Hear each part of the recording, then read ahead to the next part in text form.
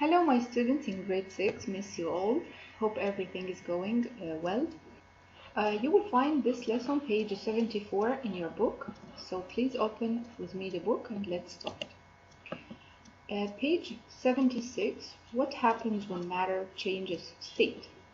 As we took in the previous video that matter found in three states, solid, liquid and gas. And matter changes from one form to another, or from one state to another, from solid to liquid, from liquid to gas, from gas to liquid. So states of matter are always changing. When a substance undergoes physical change, it doesn't change its identity. So changing of state is a physical change, not chemical change, because only the appearance changes, but the matter itself stays the same. To change a substance from one state to another, energy must be added or removed.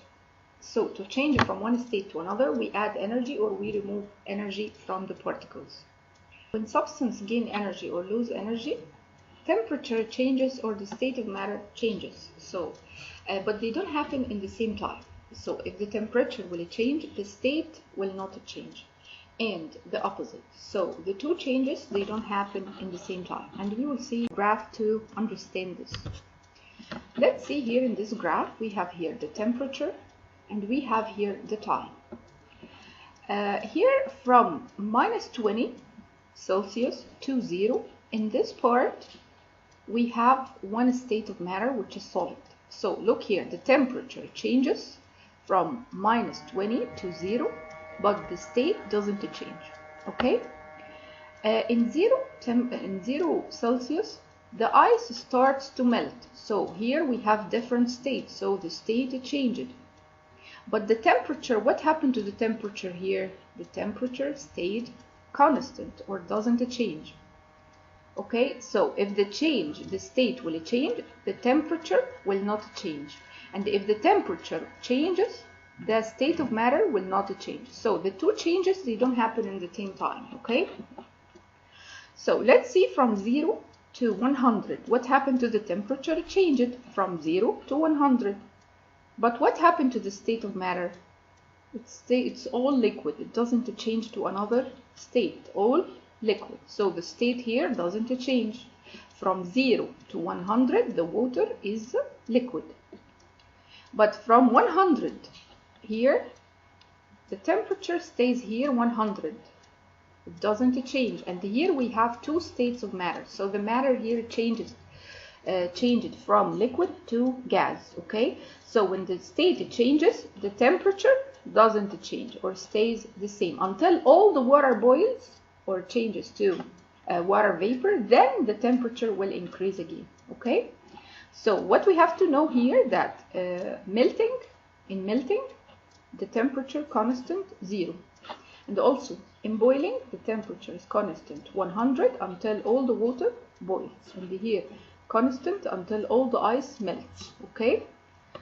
So let's solve the question in page 76. The same graph. We have here the temperature and here the time, and this for melting candle. Okay, so melting point here, this is constant. Melting, what happens during melting? The solid changes to liquid, okay?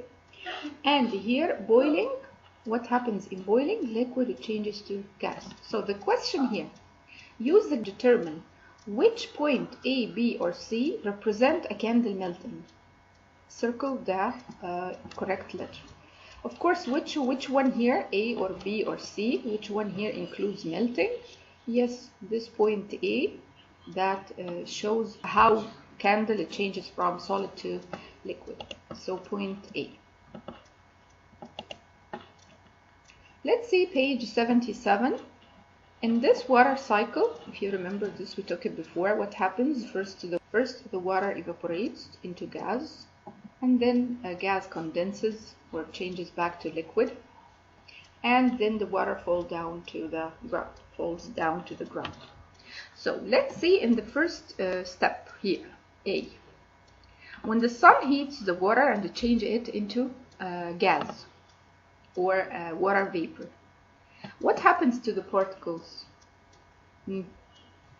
They gain energy And when they gain energy, they will move freely, or they will have more freedom. From liquid to gas will move with more freedom. Okay, so condenses here, condensation. When the gas changes back into liquid, they will lose energy, and when they will lose energy, they move with less freedom. They will not move freely like gas. Okay. Then particles will, water will fall down as liquid back to the ocean, and they will gain energy as they're moving down, so they will move with more freedom. They will move fast. Okay. Let's move to the next question, question 8, page 77. We need to write two, one for gaining energy and two for losing energy. Okay, so when the ice changes into liquid, ice changes into liquid, what happens to the particles inside? They will gain energy or will lose energy? Remember, solid particles, they don't have a lot of energy. Liquid, they have more energy. So solid particles, to change to liquid, they have to gain energy. So we will choose one for gaining. In this case, the water liquid will gain also energy to change to gas. Here in the third picture, a lake freezes. The liquid water will change to ice. Particles in liquid water, they have more energy than particles in ice, because particles in ice, solid, they don't move a lot. So what happens to the particles in the liquid to be ice? They will lose energy. Yes, so it will be 2, losing energy. Next page, page 78. Let's see how do solids and liquids change states. First, particles here are attached to each other. Look here, they are arranged. They don't have a lot of spaces in between. So these particles are for solid. Here, particles, they have a little bit spaces in between, and they move move freely. So this is for liquid. So in freezing, the liquid changes into solid. So what happens to the particles? Do they gain energy or they lose energy? Look here, they move freely, but here they don't move freely anymore. So this means that the particles here, they lose energy to be solid. Okay. So when a liquid is cooled, its particles have less energy than they did before, and the attraction between particles increases. Here they are more attracted to each other, but here they are less attracted to each other. The temperature at which the liquid changes to solid, we call it freezing point. In which sample of water do the water particles have more energy? If we have 5 grams of ice and 5 grams of liquid, which one will have more energy? The 5 grams of liquid or the 5 grams of solid? Yes, the 5 grams of liquid, because the particles move more freely. Okay, so we will write here 5 grams of liquid water has more energy than 5 grams of solid water. Particles in a liquid move faster than particles in solid. Okay, let's move to the next part, melting. And melting will be the opposite of freezing. In melting, the change of the state from solid to liquid. So from solid to liquid, we call it melting. And the temperature at which the solid becomes liquid, we call it melting point. Like for example, the melting point of water is also 0, and mercury freezes and melts at -38.8. So the melting point equal to the freezing point for each kind of matter. Okay. Freezing. Here particles gain energy, here particles lose energy. Okay. In this question, describe what happens to water particles when ice melts. When the ice melts, the particles gain energy. The water particles, because they move faster, the water particles move faster, and the attraction between the particles in a solid decreases. Particles in liquid move faster than particles in solid, and that's why they have more energy. So from solid to liquid, particles gain energy. Okay, so now we will see how liquid changes to gas and the opposite. Liquid changes to gas by evaporation. The process called evaporation. Evaporation is the changing from liquid into gas. When particles gain energy, look here, particles gain energy, and when they gain energy, they will move faster. So here will be for liquid, and here will be for gas. A rapid change from liquid to gas happens because of boiling. When we make boiling, evaporation happens quickly. Okay? We can also call this process vaporization. Vaporization is a process by which liquid changes to gas, or solid even changes into gas. So by boiling, evaporation happens more quickly. Okay? Because evaporation can happen slowly at range of temperature, but when we make boiling, or when we reach 100 here, like here, the evaporation happens more quickly. The boiling point of water is 100 Celsius, and this temperature we call it boiling point. Okay?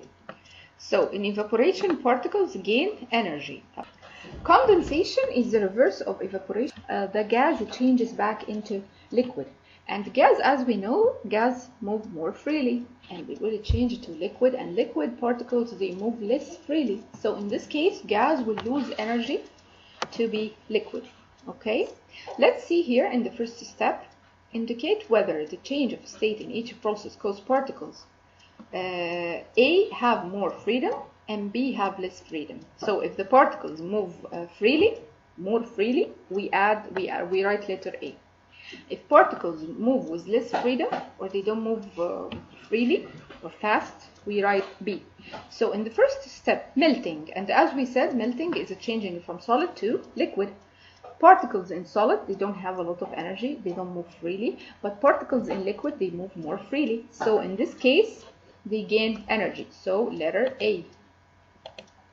Boiling is changing liquid into gas, and the gas has more energy, so they move more freely, so they have more freedom. So we will choose also letter A. Next, condensing or condensation, when the gas here on the top, or the lid of the pot, changes back into liquid. So gas changes to liquid.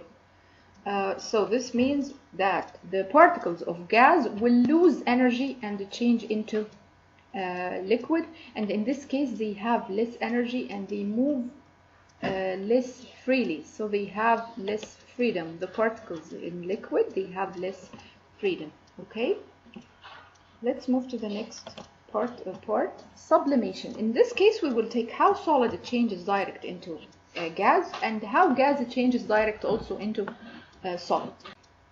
In the dry ice, when it melts, it changes direct into gas. Look here to the bowl here, it doesn't have any liquid.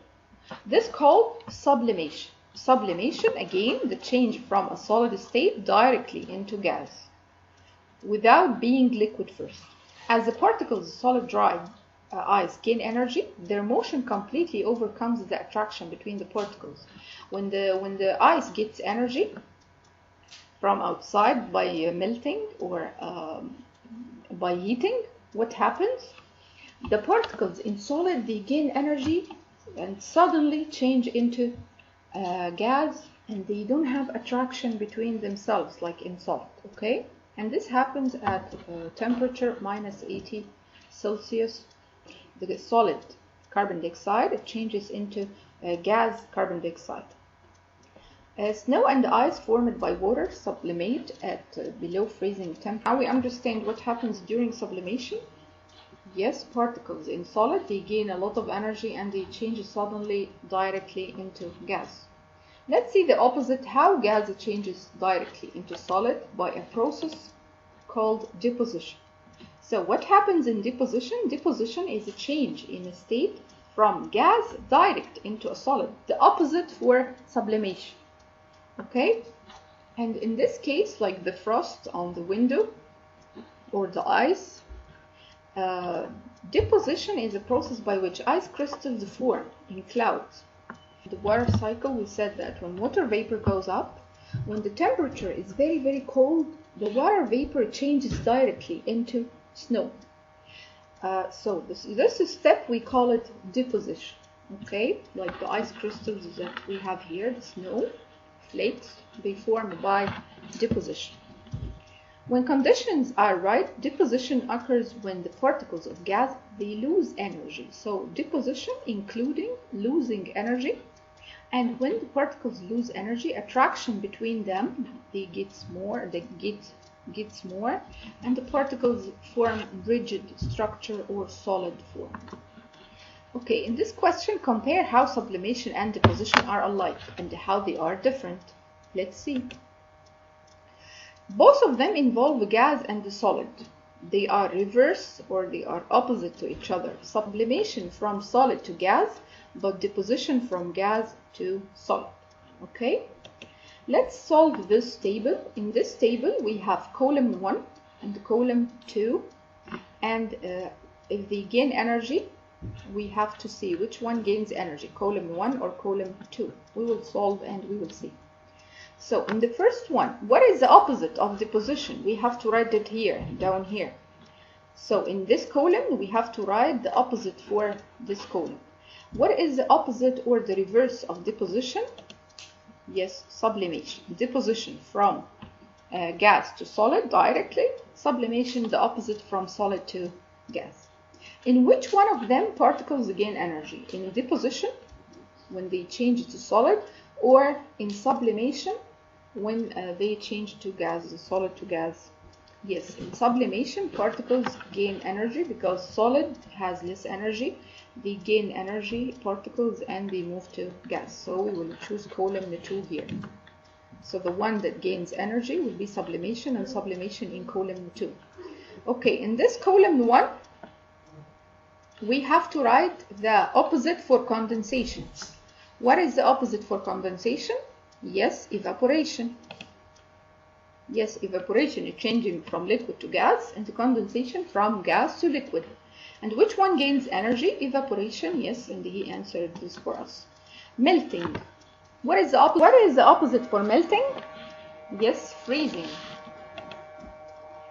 And in which one particles gain energy? In freezing or melting? Yes, melting, particles gain more energy to change from solid to liquid, so we will write here column 1. In this slide, actually, we will summarize what we took in this lesson. Let's start from solid to liquid. From solid to liquid by melting, and in this case, the red one for gaining energy, and the blue one for losing energy. So from solid to liquid, melting, they gain energy. Particles here, they gain energy to have less attraction, and they change to liquid, they move more freely, or they have more freedom. But from liquid to solid by freezing, and the freezing particles lose energy and they have more attraction and they don't move, or they vibrate in their places. Okay?